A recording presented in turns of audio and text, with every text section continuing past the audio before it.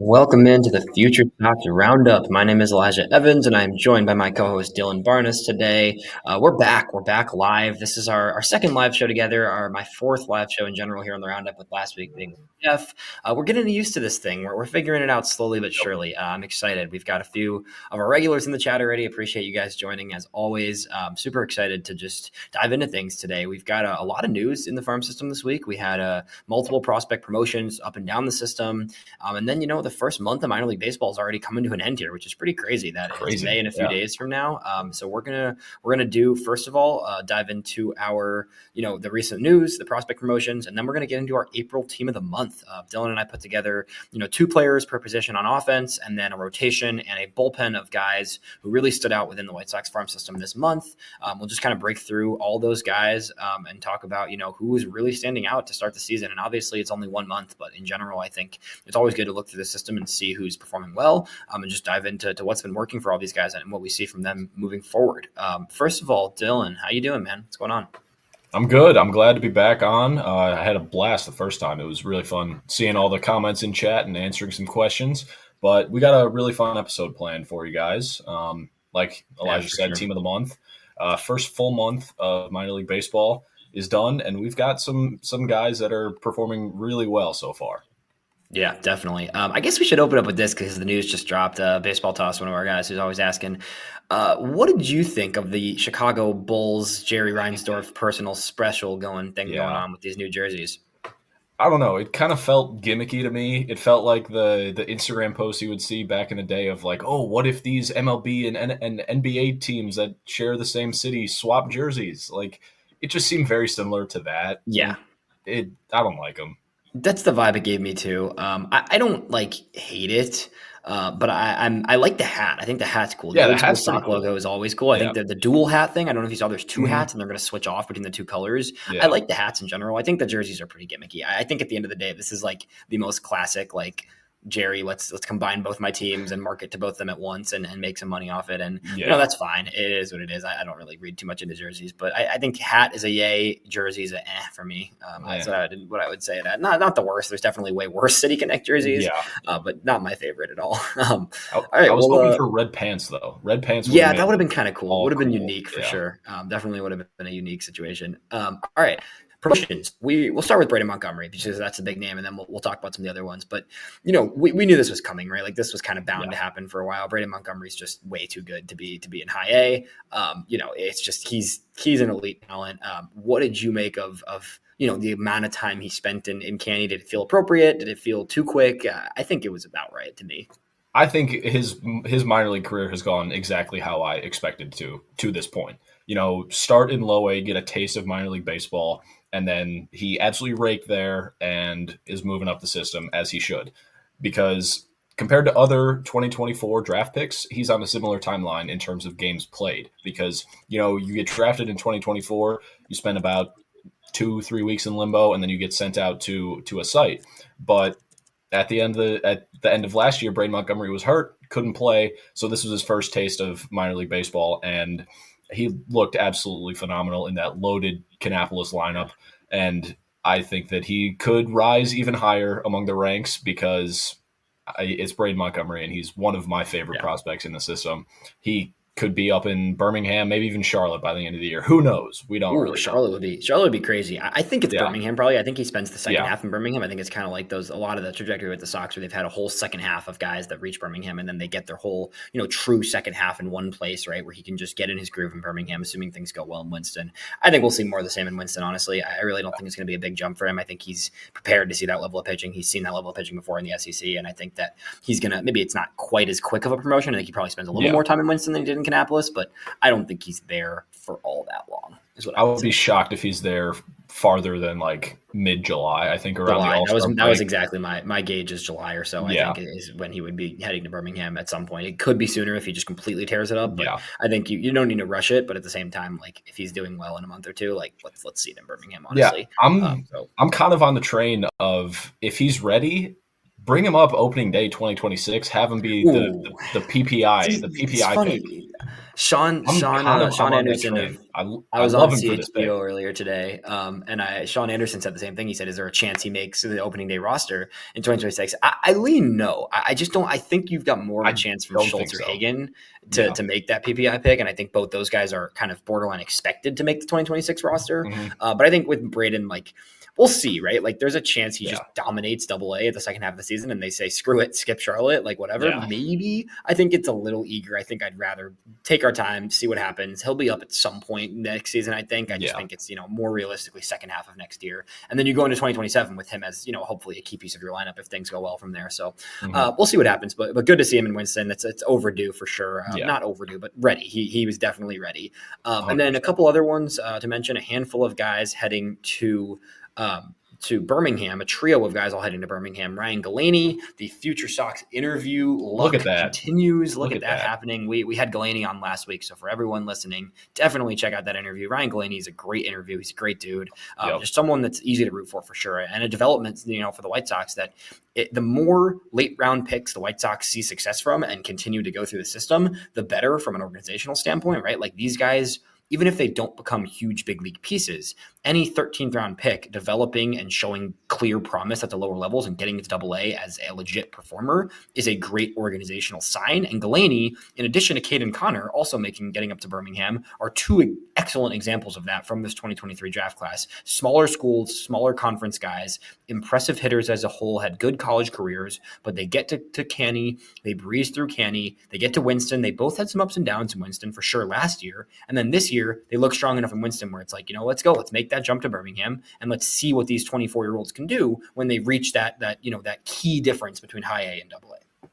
Yeah, I think that you hit the nail on the head right there because, like you said, smaller school guys, you're not 100% sure what you're going to get out of them because they're not facing the top end competition that guys in the SEC would.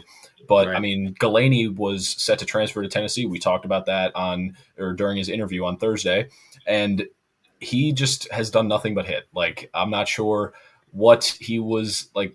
I'm not sure what he was doing in the 13th round. I get that smaller school, like senior, but he just mashes. Like I'm very happy that he's progressed the way he has because he was one of my favorite picks on day 3 of the 2023 draft, and I love to be right, and Ryan Galaney has proven me right so far.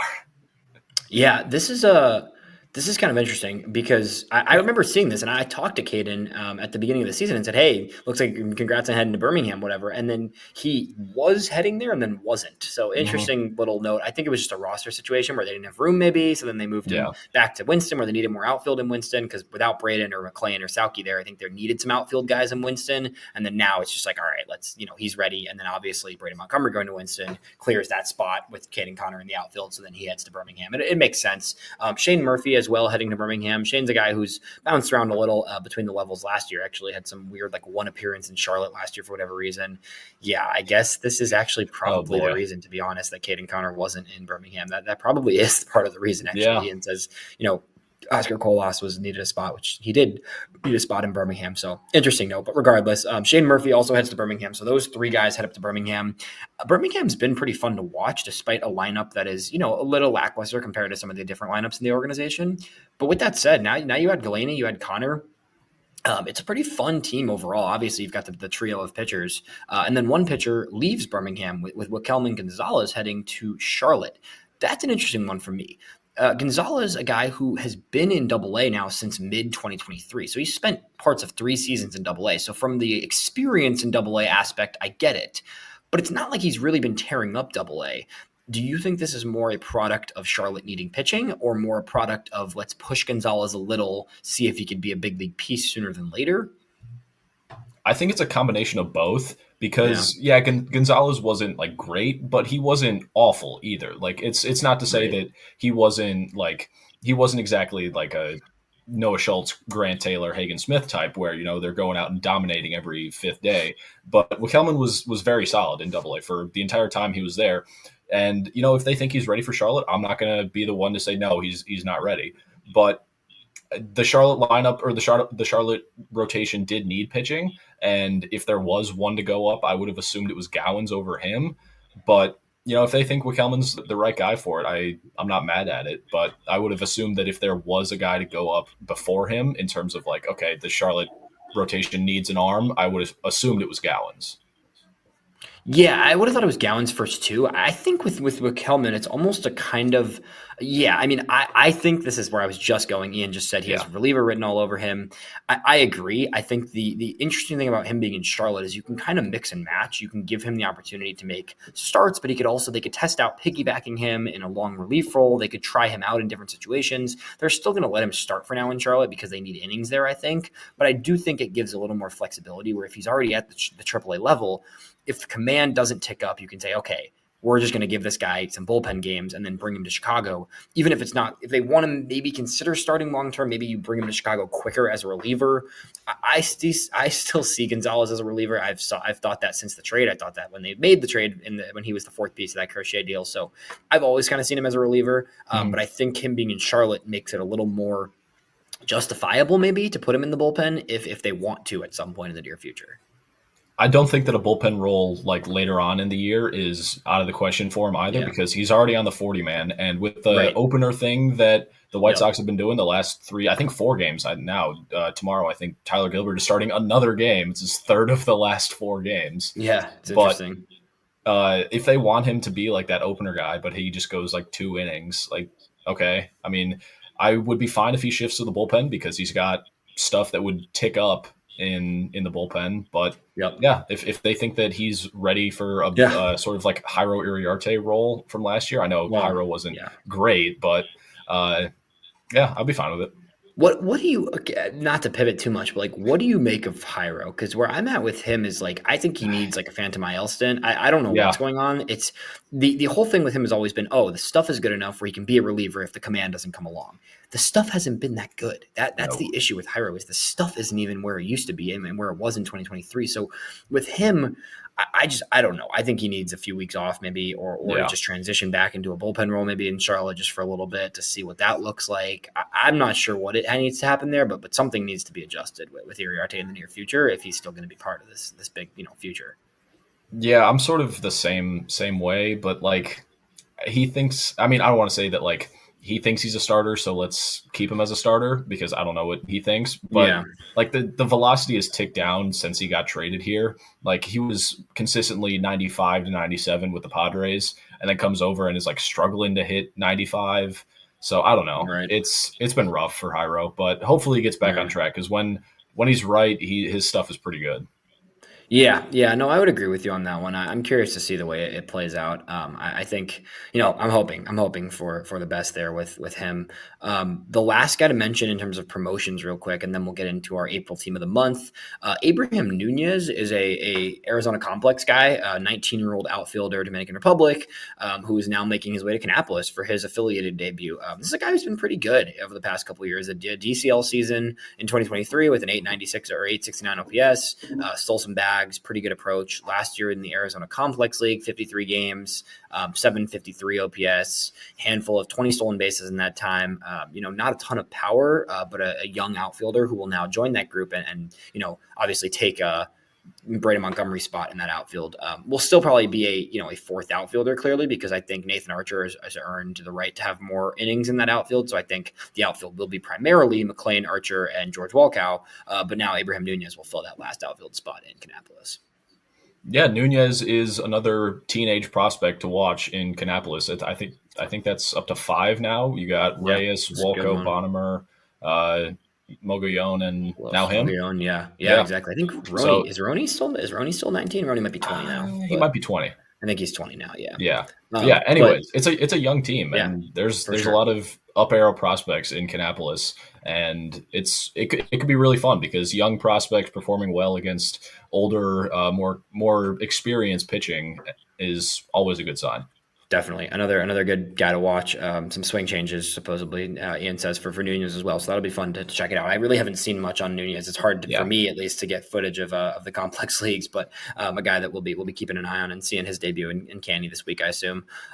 Heading to our all MILB team, April was fun. April was fun. It's good to get into things. Obviously, some performances, some positions trumping others. I think in the system, I think there's a handful of positions where you see a lot of strengths. There's a handful of positions where you see some weakness for sure. But I do think that there's plenty of guys who haven't been their best yet that will continue to get better. And there's also plenty of guys that came out of the gate firing. And we're going to talk about those guys that we've been talking about them for a few weeks, probably because they've been the top performers consistently. But now we'll really break it down. Let's start in the offensive side and we'll work our way around the diamond. Sound good? Oh, that works. Cool. Catcher, I mean, the obvious answer is Edgar Caro, but I only included guys who are still in the minor leagues for this purpose. Edgar Caro would have been the choice here. But ultimately, we went with Michael Turner and then Jackson Appel as the two catchers. I'm excited to see more Michael Turner now that, the roster crunch is cleared up a little bit. Omar Narvaez was getting those catching innings in Birmingham. Now Turner's starting to get more innings. He's still splitting time with Adam Hackenberg. I mean, Michael Turner for a platoon catcher almost the past 2 years, just because of the depth in the system, has been really good. Like he's been consistently good, and all reports are from everybody else that he's a really solid defender too, as an experienced SEC guy.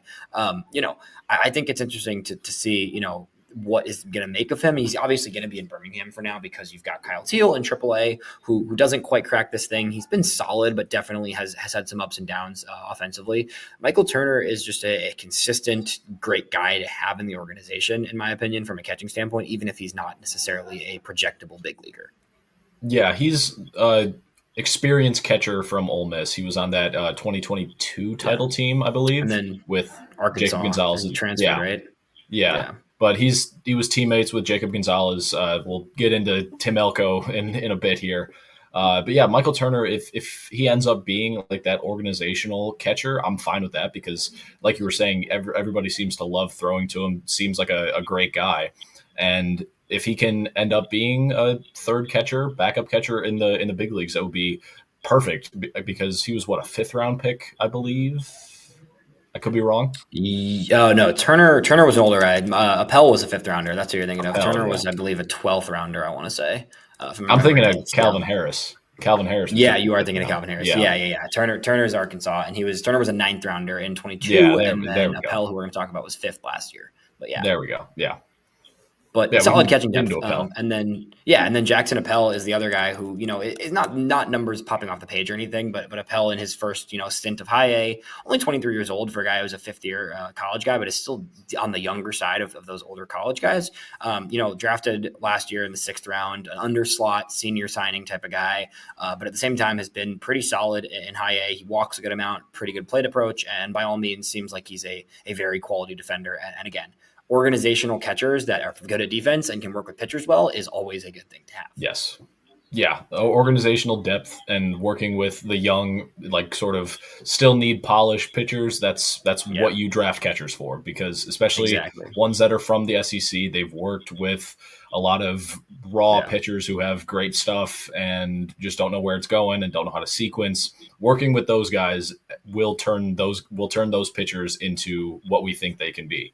And if Appel or Turner can become organizational depth at catcher, perfect, because there's a lot of arms that are lower in the system that have great stuff, but they just need some more polish to be fully like prospect, like a premier prospect in the White Sox system. Right, completely. Going over to first base, this is where we got some mashers. We got mashers. We just talked about Ryan Galaney. If you want to hear more Ryan Galaney talk, he's one of the two here, but go listen to our interview with him. Great guy. He's heading to Birmingham. We kind of covered that one. Tim Elko, that's the story of the week. And as much as I love Tim Elko, I'm a little bit sick of people asking me about him because it's been the question of everybody's mind the past week. With that said, dude has gone absolutely berserk lately. At what point do you break it down for me, Dylan? Explain what Tim Elko's been doing and what you think the situation is with him. Tim Elko has hit 8 home runs in April and has 10 overall on the season. Nobody else in the entire minor leagues has 8. That's just unreal. Like, Tim Elko has an 1160 OPS, or had an 1160 OPS in April.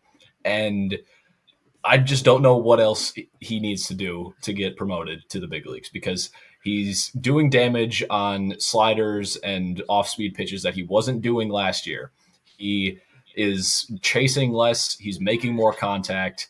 And exactly, Vaughn being this bad is sort of a kick in the face to all the fans who are like, why aren't we good? Because you have this sitting literally one level below you. And you're just like, yeah, we'll stick it out with Vaughn. It's the sunk cost fallacy of, well, he was a high draft pick, so there must be something left in the tank, even though there's not. Yeah, part of me wants to completely agree with you, and we've gone back and forth on this before, and I think Elko obviously deserves it. I mean, to recap what you were just saying there, right? Like he's hitting 350 so far this season, 20 RBIs, 1164 OPS. Like he's been one of, if not the best hitter in minor league baseball. With that comes 27 strikeouts in 23 games. That is a high strikeout rate. He's still maintaining a near 30% strikeout rate, which generally speaking, it is hard to have big league success when you're running a strikeout rate above 25 or so in the minors, right? Like most guys who run a strikeout rate 25 plus in the minor leagues struggle at the big league level with whiffing too much and chasing too much. But Elko, the walk rate's up. That's one thing that is a big development for him, right? The walk rate is up from, I believe, around 5% last year to somewhere in the 7-8% range right now, which is different, right? That is a jump for sure. Elko actually with an 11% walk rate actually so far this season in Charlotte. So that's a big jump. He's never run a walk rate in the double digits or even close to the double digits really at this level compared to his past few seasons, right? So I do think that for him now, that is a big leap to see him walking more. If you're going to strike out a lot, you've got to walk more. And Elko has done that so far, to his credit. The power is unreal. Obviously, we know that for the level he's mashing. I'm ready to see it, but I also don't think the White Sox are moving on from Andrew Vaughn. And to Andrew Vaughn's credit, as bad as he's been in terms of results, right? He's running an 86th percentile hard hit rate. He's running an 88th percentile barrel rate. I get it. He's running a 70% whiff rate. So for Andrew Vaughn, a guy who used to whiff even more, actually is whiffing a lot less this season marginally compared to the past few seasons. Yes, it still has been bad. I understand. But I think the White Sox are still going to hold on to Vaughn for a little bit. My thing is like, why not give Elko at bats a DH and first base in a platoon situation? Right? Like, even if you're going to hold on to Elko, who in the world is taking DH at bats at this point from Tim Elko? If it's not like if you still want Andrew Vaughn in your lineup, you can have Tim Elko in this lineup Exactly. too. That's the thing where I'm like, there's no reason he shouldn't be able to get 3 days a week at first base and 3 days a week at DH right now and call it a day, right? Yeah. And the Gage Workman trade with the Cubs, that just felt like a massive massive middle finger to Tim Elko, because Tim Elko is exactly, or I don't want to say exactly what Gage Workman is, because Workman can play third, but if you're looking for a corner infielder, you have one waiting in the wings. So I don't know. It just doesn't feel right, because you've got hitters like Joshua Palacios and Gage Workman on the 26-man roster, but then you have Tim Elko and his 1160 OPS just wasting away in Charlotte.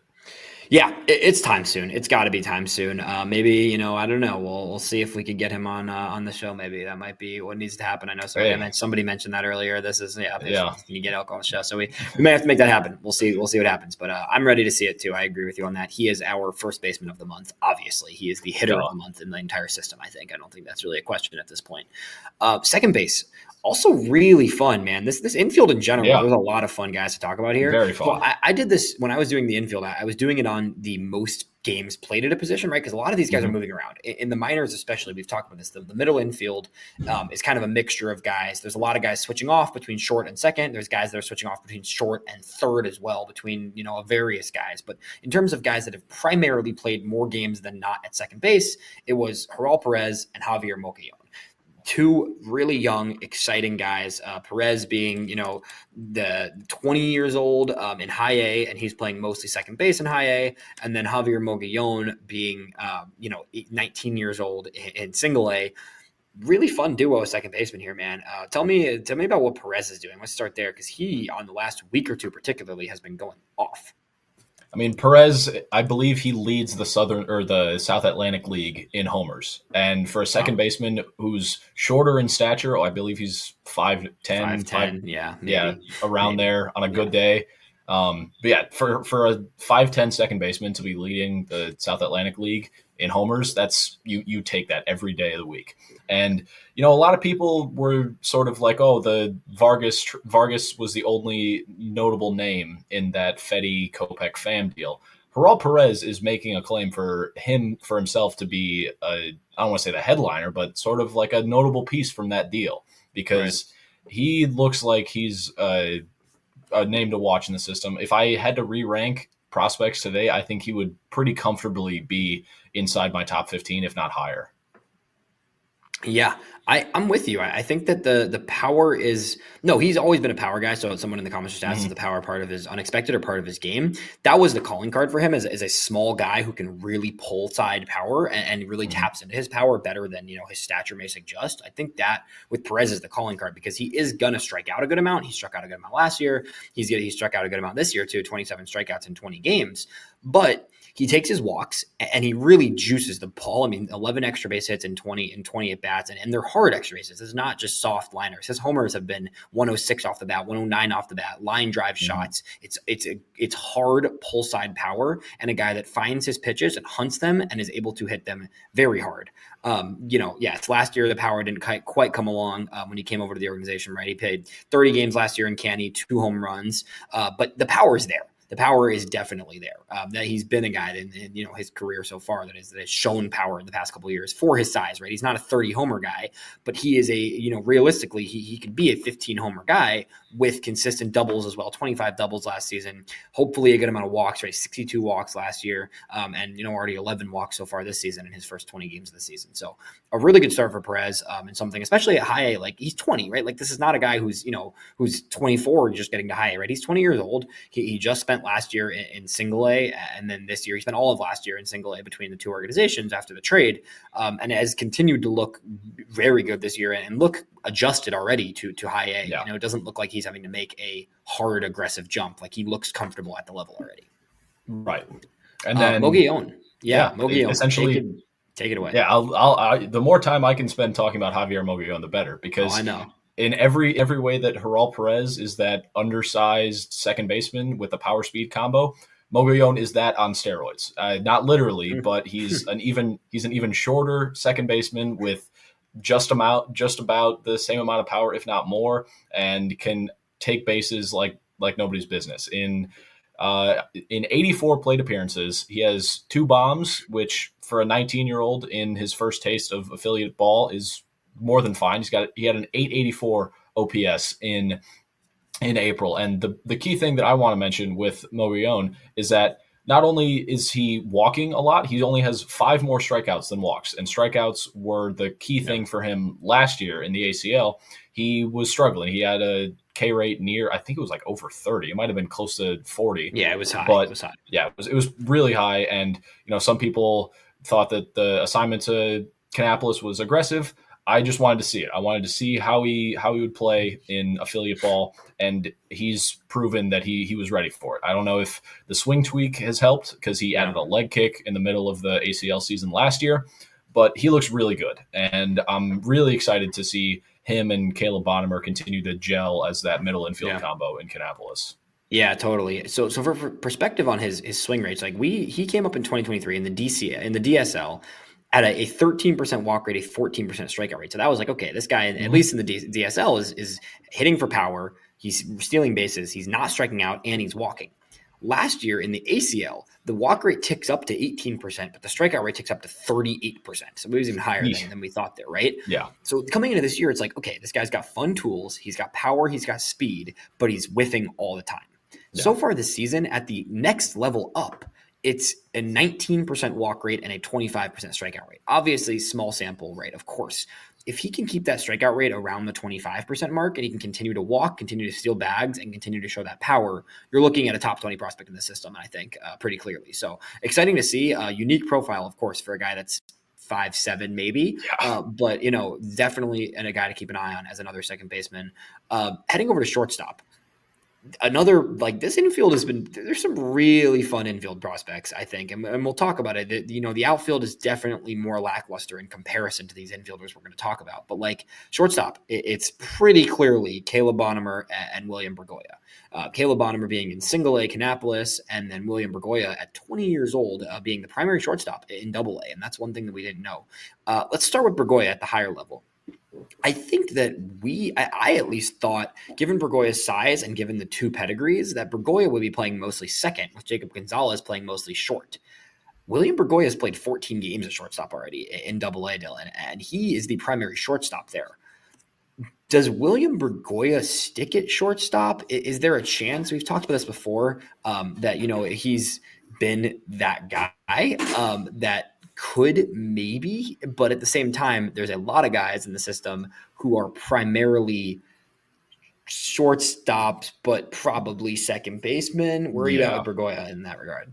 I think that he has the glove to be the guy to stick at short out of any of the guys that sort of fit in that category that you mentioned, like the undersized shortstop where they're like, all right, you're a shortstop for now, but as you continue to move up, you're going to shift to second long term. But Bergoya has a great glove. Like that's the one thing that he was, or one of the two things that he was touted on when he came over from the Phillies. It was contact and it was defense. Those two things were his calling card. And Jacob Gonzalez is not a slouch at shortstop. Like he played on Team USA. He was the shortstop for Ole Miss when they won their national title. I know that you're shaking your head, Yeah. but No, I know. Go ahead. Take it away. he's not a terrible shortstop. Yeah. But Bergoya being the everyday shortstop shows that like the organization believes he can stick there. And for him to be playing over a first round draft pick, no matter how bad he's been, for him to be playing shortstop over a first round pick is telling that the organization at least thinks for now that he can be a shortstop, and especially as he moves up, we'll see. But for right now, it's Double A is not like the lower levels, but it's good to see. And a slower last like day or two for Bergoya that's brought the number down slightly, but 313 average, a 764 OPS, right? Like good Bergoya, it's contact and he doesn't whiff like much at all, right? That's one thing that I really like. He's 17 games, 7 walks, 9 strikeouts, but 11 stolen bases once he gets on base. You're never going to see power from Bergoya, I don't think. I mean, 1 career home run in the minor leagues, Yeah. but at the same time, like if you're going to be a guy that doesn't have impact power wise, you have to get on base. You have to not chase a ton, and you've got to be, have the speed to be an impactful runner once you're on the bases. Bergoya checks those boxes, man. He really does. Watching him play, he's got a quick swing. He makes good contact consistently. He doesn't whiff a ton. And when he gets on base, the dude is fast. 27 steals last year, 11 already this season, 11 already in 17 games. Like he's on pace for like 50 steals, and I don't think he'll get to 50 steals, but like this could be a 30, 40 stolen base guy. And then you're looking at plus contact and plus speed, which if that sticks at shortstop, it looks really good. Even if it moves to second base, though, it's still a big league upside type of guy. Yeah, he is second in the White Sox organization in stolen bases over the month of April. Quick shout out, by the way, to Jordan Sprinkle. We're going to get to him too. Yeah. Okay. I didn't even see, we have him on the list.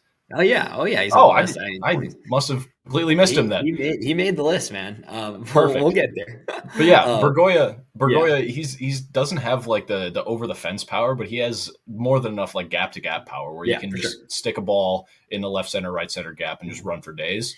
He did hit a ball 111 miles an hour in spring training, which was nice to see. I did not know that he had that in the tank. I didn't think he had that in the tank either. So yeah.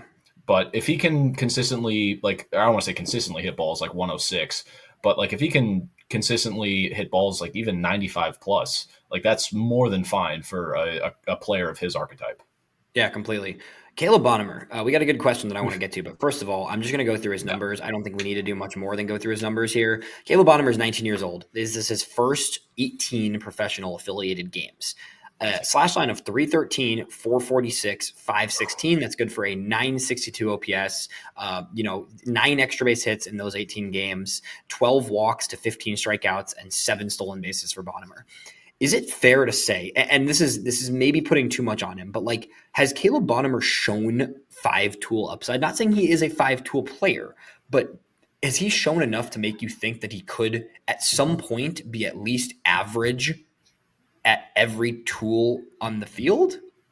I would say average, if not better, at all of the tools. I think the one tool that he's sort of behind in is defense because he's a bigger guy. He's probably going to move off short, but I mean his offensive skills are absurd for a 19-year-old. And he had some questions around his hit tool coming into Yeah, the draft last year. I think that was the thing when I've talked to people I know in the college world, like he's been considered, a guy who was gonna have power, could figure out the swing with time, but the contact skills are already better than I expected out of the gate for 100%. sure. And the approach looks very good. He's taking pitches. He's not whiffing a ton. I mean, 15 strikeouts. Typically, a guy this young and in his first stint would be striking out more than he is.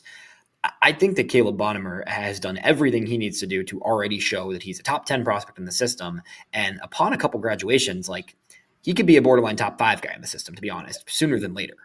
There's a hot take in my top 30 prospects that for FutureSox that I wrote. If Caleb Bonham checks all the boxes in this year and some graduations happen above him, I think he very, very well could be the number one prospect in the White Sox system in 2026. There's a world, man. When he had that game, what was it? So this was like 2 weeks ago, maybe a week and a half ago, when he had the game where he went, he went like 4 for 5 or 5 for 5 Yeah. or something ridiculous with a home. Like that was the game where he just went off. Mhm. Dylan and I, for those listening, we're in a dynasty fantasy league together, and the second that game happened, I put a bid in for him because I was like, I'm not letting Dylan steal him from me. So Yeah. that was my immediate grab in our dynasty league was grabbing Caleb Bonham because I don't care how young he is, and I don't care how long it's going to be until he reaches the big leagues. If Caleb Bonham hits the upside that we think he could, I need him on my dynasty team. That has to happen. And I took Grant Taylor from Elijah You last did take year. Grant Taylor from me last year. Yeah. That's true. We're even now. You've got Grant Taylor. I've got Caleb Bonham. We even out in that Yep. regard for sure. Yep. But Bonham's great. So this is the question. This is from Robert. Appreciate you always asking questions, Robert. He said something about the Baseball America podcast, making a comparison between Caleb Bonham and Gunnar Henderson. I did not listen to that podcast yet, but that's awesome. A crazy comparison. That's awesome. That's that awesome. He's getting that type of love. They also mentioned that he could be a top 100 candidate in the June re-ranking. I mean, yes to the top 100 thing. I don't think that's crazy at all. I think the way he's performing at his age, with being a second-round draft pick, an overslotted high school pick, and already showing this much, that is very possible. Gunnar Henderson might be a little ambitious. I'm not sure I would put a Gunnar Henderson label on him. But, I mean, Dylan put an Austin Riley label on him, so maybe that one's more – defending myself, it wasn't like directly comparing him to Austin Riley. It was transitive property, so I'm not gonna do that. But Gunnar Henderson, if they want to call him Gunnar Henderson, fine by me, because I mean we've seen Gunnar Henderson put up like an 8-WAR season last year, something like that. Yeah, so pretty ridiculous. Gunnar Henderson, I think, realistically, I think Gunnar Henderson is probably more of a shortstop, probably than Caleb will be. I think Caleb Bonham is already playing some third base. He's playing both. He's played more shortstop than third, and he's looked good at short to me. But at the same time, probably not Gunnar. This is Ian said. It's probably more for his body type. Probably true. But regardless of exactly what the comparison you want to put on him, this guy looks great. And he's been, aside from Elko, probably one of the better hitters in this system so far to start the season. Great April from Bonham. Can't wait to see more from him. Third base, like I mentioned, we're going to get to one of these guys. Sam Antonacci has actually technically played more third than shortstop. So I went with Antonacci here because I was doing it by the most games played at a given position. Antonacci is splitting time between short and third in Winston-Salem, a little bit of second as well, but has played more third than anywhere else so far. So Antonacci is the third baseman, and then Jordan Sprinkle is the other one who I got in there because Sprinkle, a 2022 draft pick. I've seen Jordan Sprinkle play went to the same college as him, so I've seen him play for a number of years now, a long time. This is, going back a bit. Ian just said this. I've been saying this for weeks. I sent this to you, Dylan, but Caleb Bonham's swing. Yeah, it is Mike Trout-esque. I know it's not Mike Trout, but his movement style and his pattern, especially his finish too, has a very Trout quickness to the swing. Interesting. And even his setup, both of their setups are very stiff. There's not much movement going on, and then it's simple, boom, simple for sure. And the finish is kind of similar as well. Sam Antonacci, and Jordan Sprinkle. Sam Antonacci is in Winston-Salem already. Jordan Sprinkle was in Winston last year, starts the year in Canny to kind of build up his confidence a little, and then makes his way to, is now got promoted as well this week. I should have mentioned another promotion of a guy heading to Winston. So both these guys in Winston now, our third baseman of the month. What is it? More of the same from Antonacci? Like we've talked about him plenty of times. I don't think we need to get too deep into Yeah. him. Like it's good contact. It's plus approach. He still hasn't really been his best yet. I feel like he's been Yeah. good, but he still has more to show. And he, his version of not being necessarily his best is already, an 800 OPS or something in his first Yeah. stint of an 860 OPS in his first stint of a high A ball. And that's because, 16 walks across 20 games and then 10 stolen bases once he gets on base too. We love Antonacci. We've been on Antonacci since the draft. That's the guy that we have high hopes for. Sprinkle, what's going on there? Because this is a guy who was 2022, right? Like I said, I've been seeing this guy play for a long time. The swing didn't look right last year at a lot of points, and then this year he kind of regroups. He's in single A. I still think we need to see it at the next level. But you mentioned, his speed earlier 20 too, bags. Right? 20 stolen bases in a month. That's almost unheard of. I know Chandler Simpson just got called up, so there could be a new minor league stolen base king, and his name might be Jordan Sprinkle. We don't know.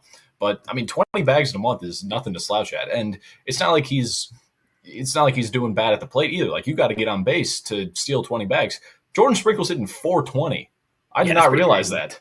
I did not realize that he led all of qualified White Sox minor leaguers in batting average for the month of April. That was crazy for me to find out, because the next highest is Michael Turner at 370. So like 50 points higher in batting average was just crazy. But I mean, Jordan Sprinkle, like you said, he just didn't look right last year and needed something to fall into place for him. And so far it seems like something has. And if he can be a speedy third baseman, perfect.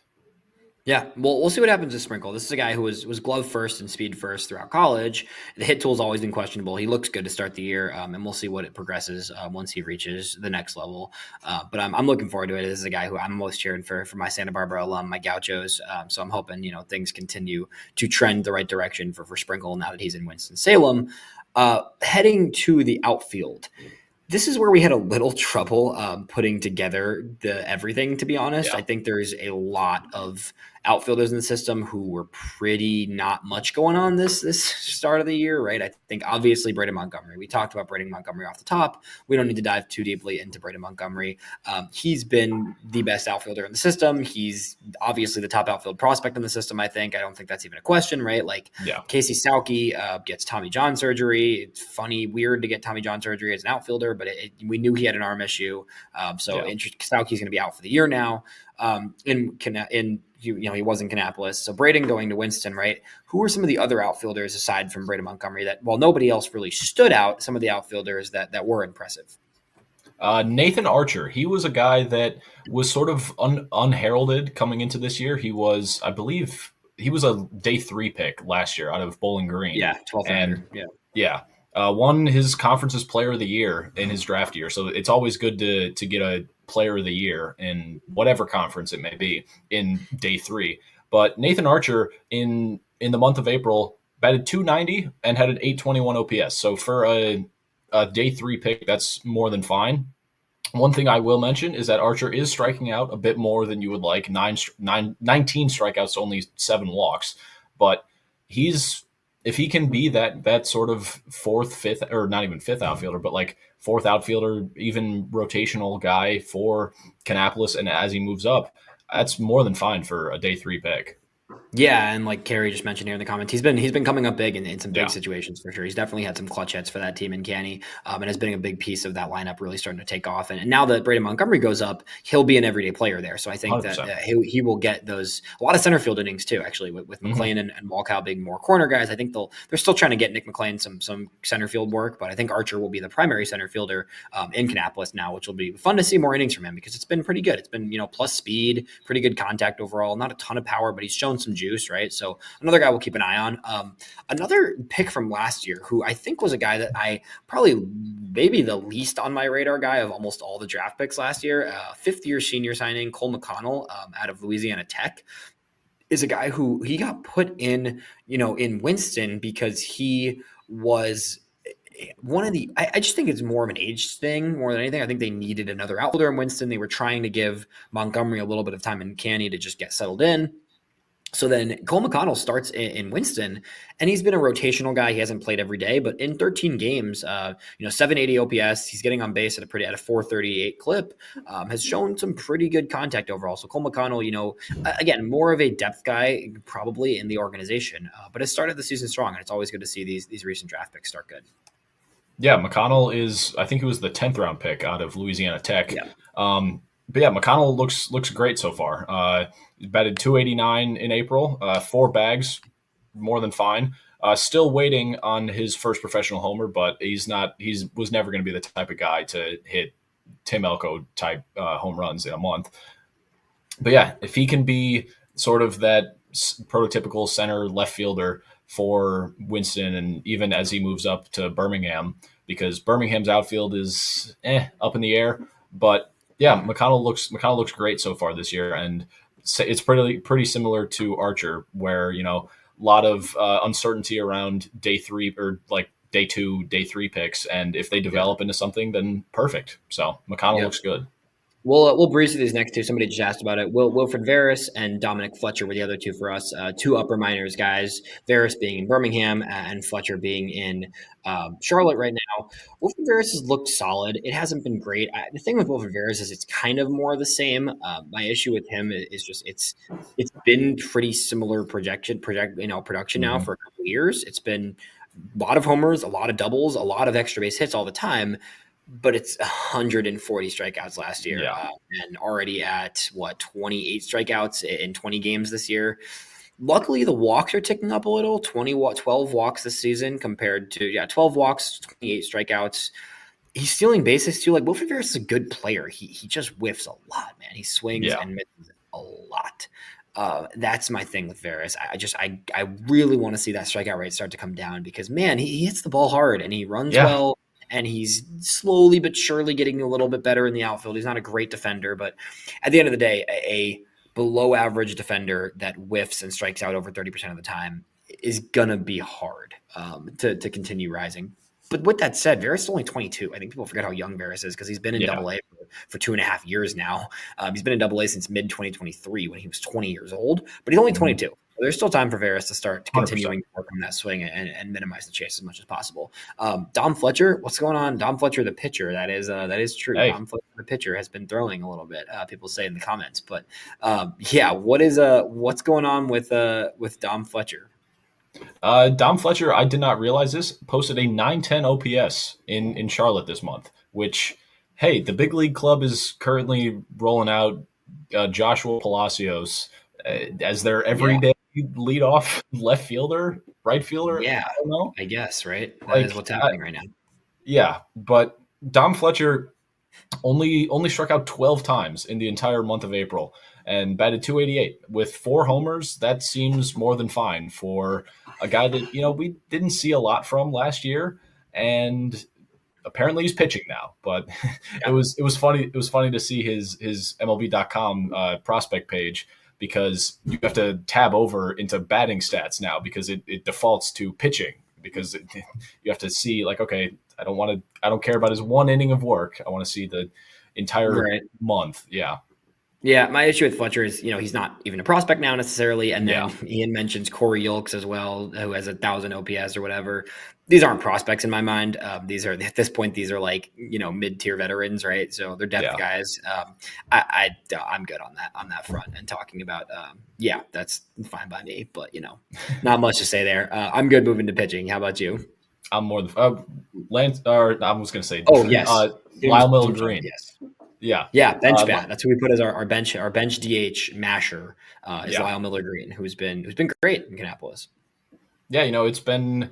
I don't want to say it's been what I've expected from Lyle Miller Green, because he only has 1 homer. I would have thought he would have had at least a couple more by now, but he's been hitting the ball pretty hard, striking out a ton.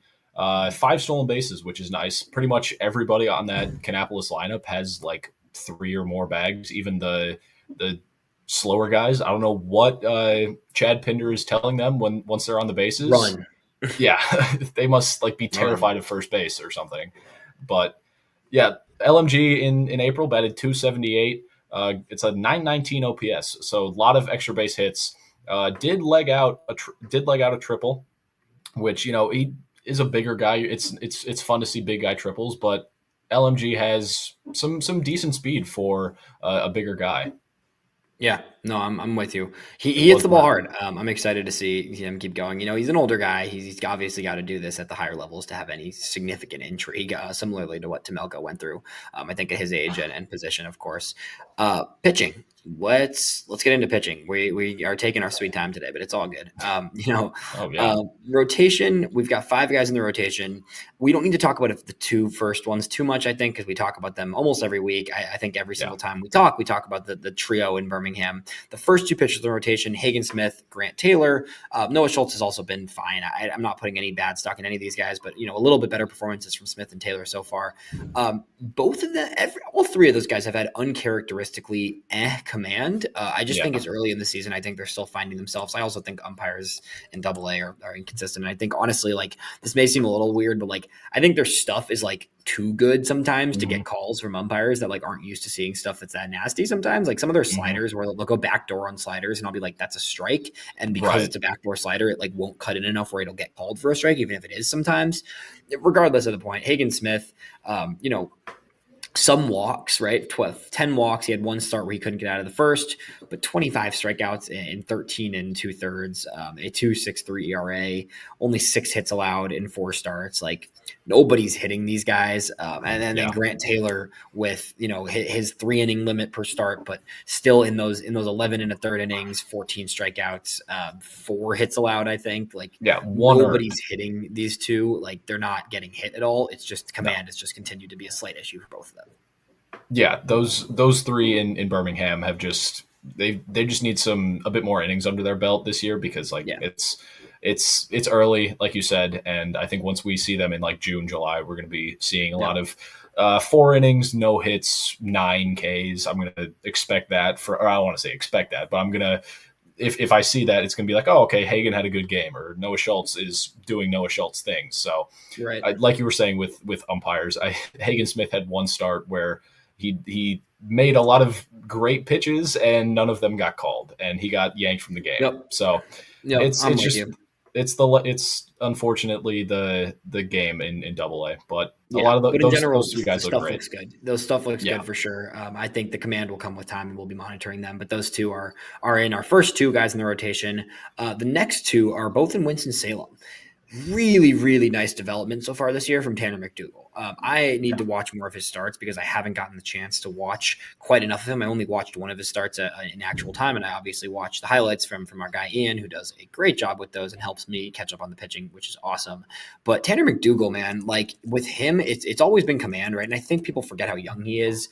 He's 22 years old. This is a guy who has been, he's been in the organization now for 4 years, which makes, goes to, he's a little bit older, but he was drafted at 18 at high school. And this is a guy who, this year, it's starting to come together. Together. Ian is a huge fan of Tanner. We have other people in the organization, within the White Sox organization, who have told us, keep an eye out for Tanner McDougal. Last year, he had a really rough going in Winston. He goes back down to Kannapolis, settles in a little, really started to, show a little bit more. And at the end of the season there in Canny, now it's okay, you're ready for Winston. He had his taste last year. He's settled in now. He gets to Winston through 5 starts this year so far, 21 and 2/3 innings. So he's going longer in starts, which is great to see. A 2.08 ERA, 23 strikeouts across those innings. The walks are still really high, 16 walks in those innings, but he's working around it better than he ever used to. And the stuff is continuing to play up at a high level for McDougal.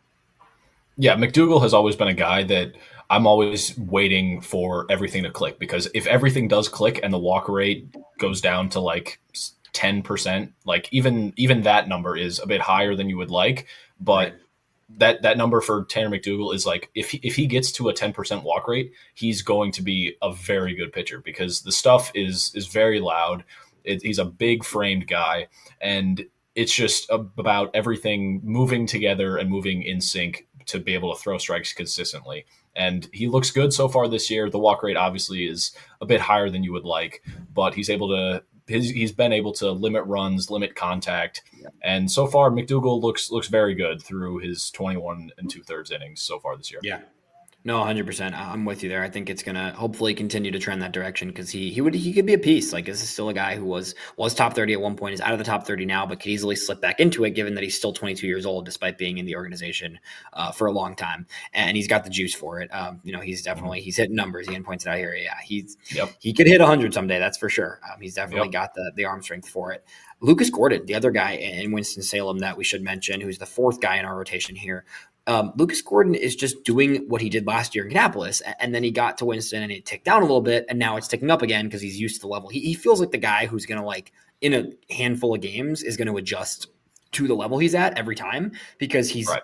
a pretty polished pitcher. He's consistent. He doesn't walk a ton of guys. And now the stuff is actually playing up a little bit more this year, which is good to see from Gordon. The strikeout rate now is last year he was in high A. He gets to Winston. He's walking 7 per 9. Now he's walking 10 per 9 through his first handful of starts here. 4 starts, 18 and 2/3 innings. He's got a 2.89 ERA. Got a FIP of 3.16. Like it's been all around just quality outings from Lucas Gordon. Yeah, in his 18.2 innings, he has only walked 5 batters and struck out 21. So that's a great strikeout to walk ratio. We'll And take I that. believe he had like what, like an 11 inning scoreless streak or something like that. He went two Yeah, appearances I think he had shutout two in back a to row. back. Buddy, yeah. Yeah. Yeah, he looks good, man. Lucas Gordon is a steady pitcher. There's not a ton of projection in terms of the upside, but if he can be a crafty, get outs consistently type of Right. guy, like I'm all for that as a left-hander, right? The White Sox, they develop lefties, man. We keep talking about this, Yep. and the next guy we're going to talk about definitely fits that category. For those Yep. who haven't taken a second to look yet, I highly encourage you to go to the FutureSox Twitter page and X page and check out the highlights from Christian Opper's couple of starts this season, My particularly his lord. first start of the year and then his most recent one as well. Christian Opper could very easily be the next in the line of White Sox lefties that show out and show up. This guy looks really good. He looks Yeah. really good. This is a fifth-round draft pick in 2023 at a junior college, a guy that the White Sox had looked at high school, ends up signing with the White Sox from junior college in 2023, spends all of last year in the ACL, working through a small injury he had that he told me about, also just figuring himself out as a pitcher, making some mechanical adjustments. Like last year was all about just getting his body up to speed, getting his mechanics in shape, getting his stuff moving well. He makes his Kannapolis debut this year, and man, it's 13 and a third, 24 strikeouts. That, for those at home, is a 46.2% strikeout rate, only a 7.7% walk rate. Opper has, he's been excellent. He's been Yeah.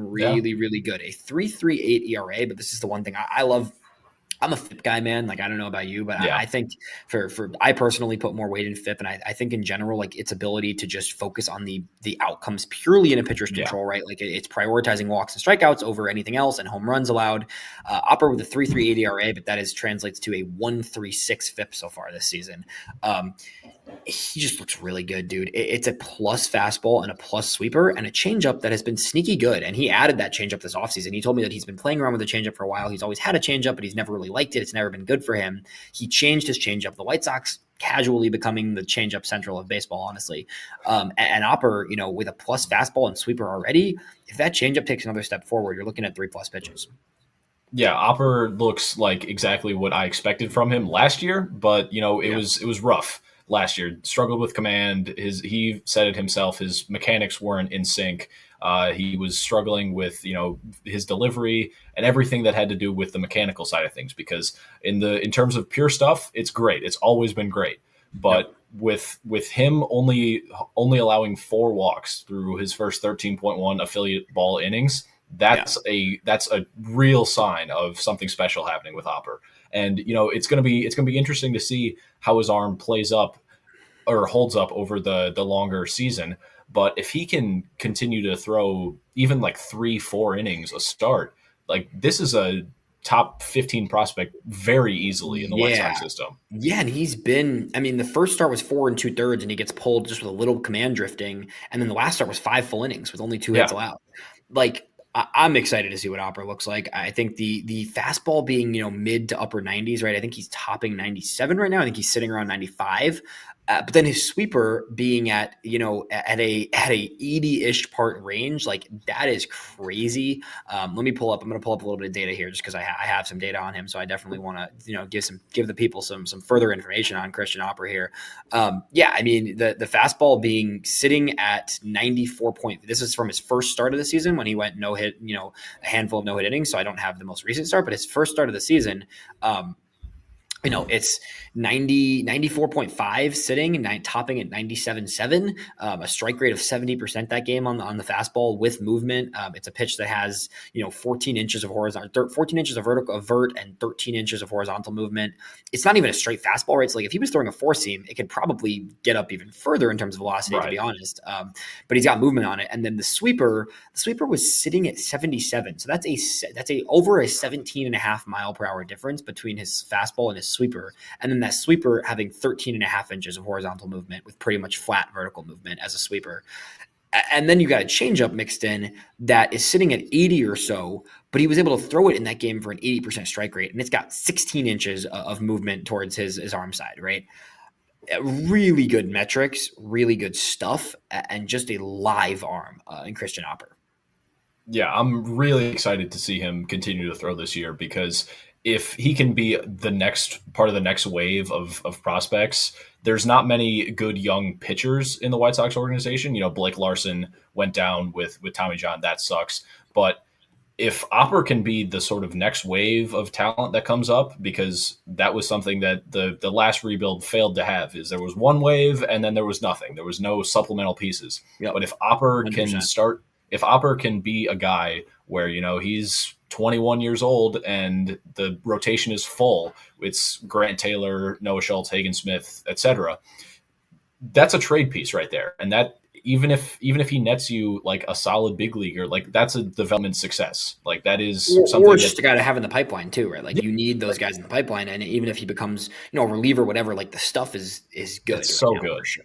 Yeah. Exciting to see that. So that's our last starter. Let's go to some bullpen guys. Bullpen guys do not get enough love. And even though we're at an hour now, for those who are sticking around with us, we appreciate you being here. And for those listening on recording, definitely feel free to bounce around the episode, explore a little bit. But bullpen guys are still worth our time to mention. There's 5 bullpen guys we put together. All 5 of these guys, I think, are nearing promotion territory based on how they've thrown. Obviously, bullpen guys are usually older for the level than an average player on a team. We'll start with Addison Coffey. Like, what does Addison Coffey need to do to be in the big leagues, man? Like, speaking of Tim Elko, like, this is another guy, like, I think Addison Coffey could be legit innings for the White Sox bullpen, like, tomorrow, right? Yeah, I don't know what Addison Coffey needs to do because I wanted him up to start the year. And, they signed some. Addison Coffey was very good last year. Yeah. And so I wanted him up just to see another young arm in the mix. But Addison Coffey looks great this year. I think he had like a 0 ERA for like 7-8 outings, something nuts like that. But Coffey is an older reliever. I think he's 25, 26. Yeah, he's just turned 26 this offseason. So, it was a 3rd round pick, right? Like, this is not a guy who was no pedigree. It was a 2020 draft, so that draft was a mess. But, a 3rd round pick in the 2020 draft and has made his way up and, came in as probably as a fast track reliever. That was kind of the idea with him.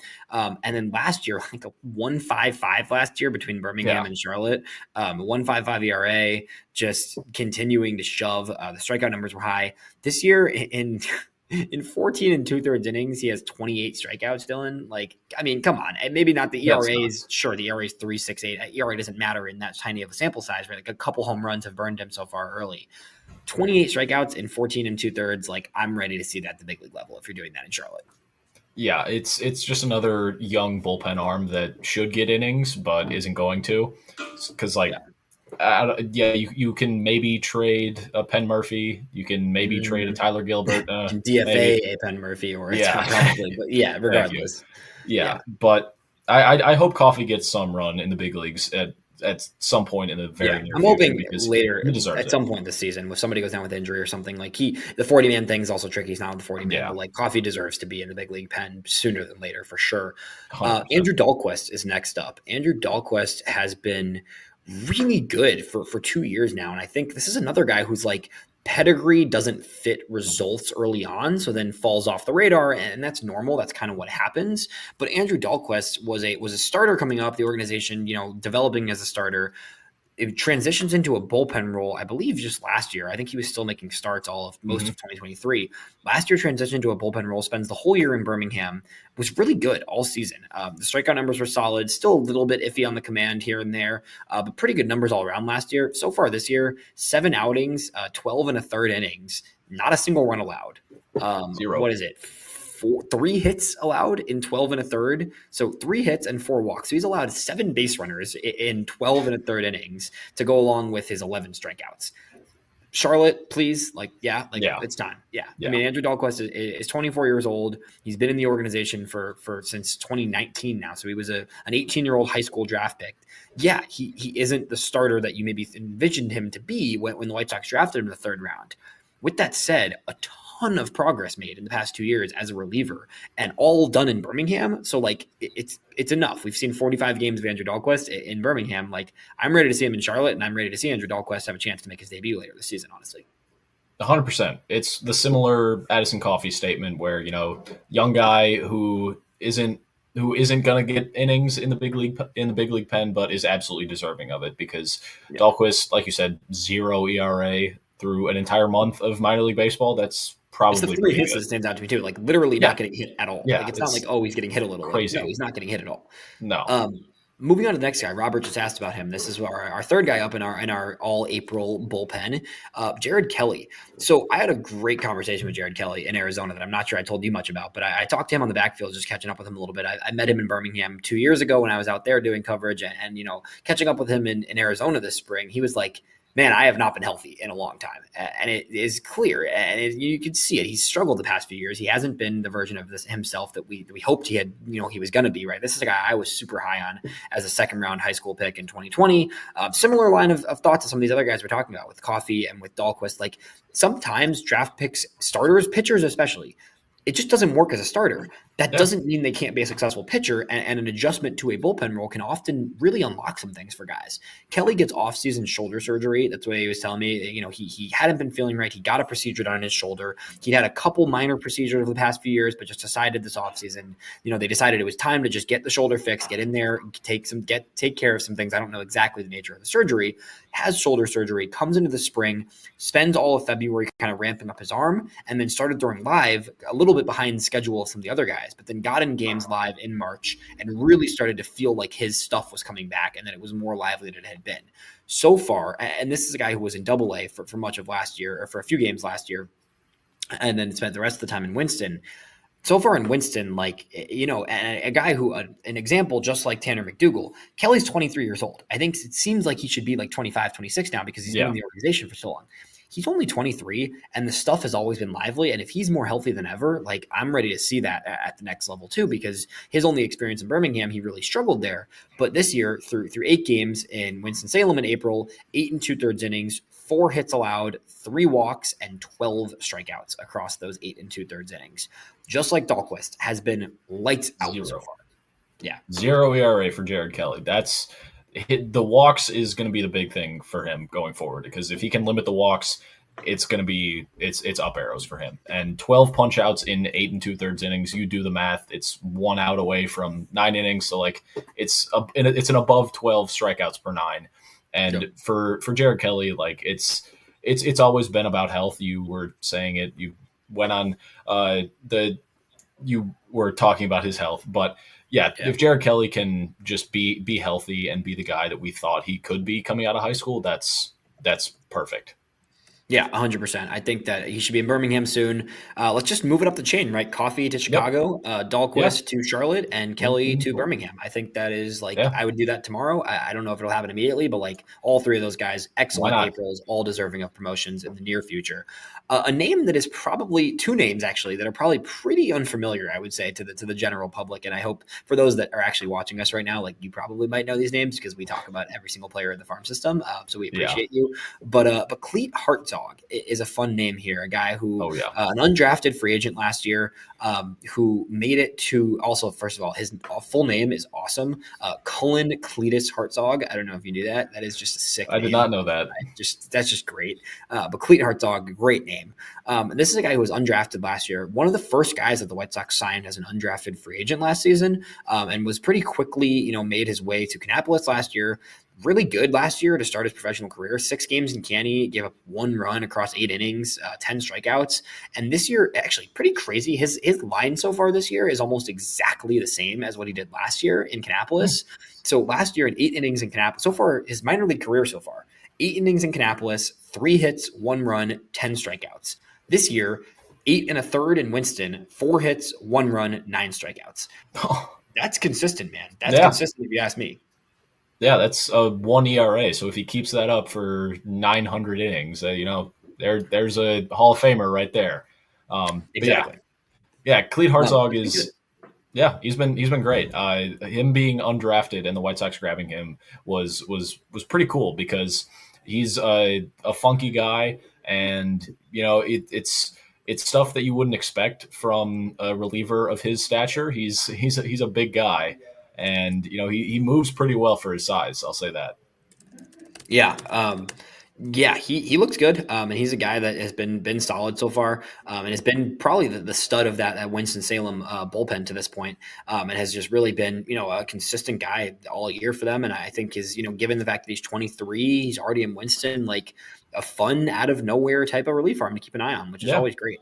Speaking of another guy, this is a guy that our guy Cam Lenzelli, who we both are friends with on social media and everything, has pointed out to both of us, a guy that he worked with over time, and someone that is in Kannapolis, Eric McAtee, is closing high leverage innings in the Kannapolis bullpen, and looks really good. Dylan, tell me about Eric McAtee a little. Yeah, Eric McAtee in April through 12 innings, only allowed 4 hits and had a 0.73 ERA, 4 walks, 12 punchies, and for an undrafted free agent, perfect. Like I don't care that it's in single A. McAtee has the stuff to do it in high A, double A, wherever, because it's a 4-pitch mix, and it's a big league 4-pitch mix in terms of like movement.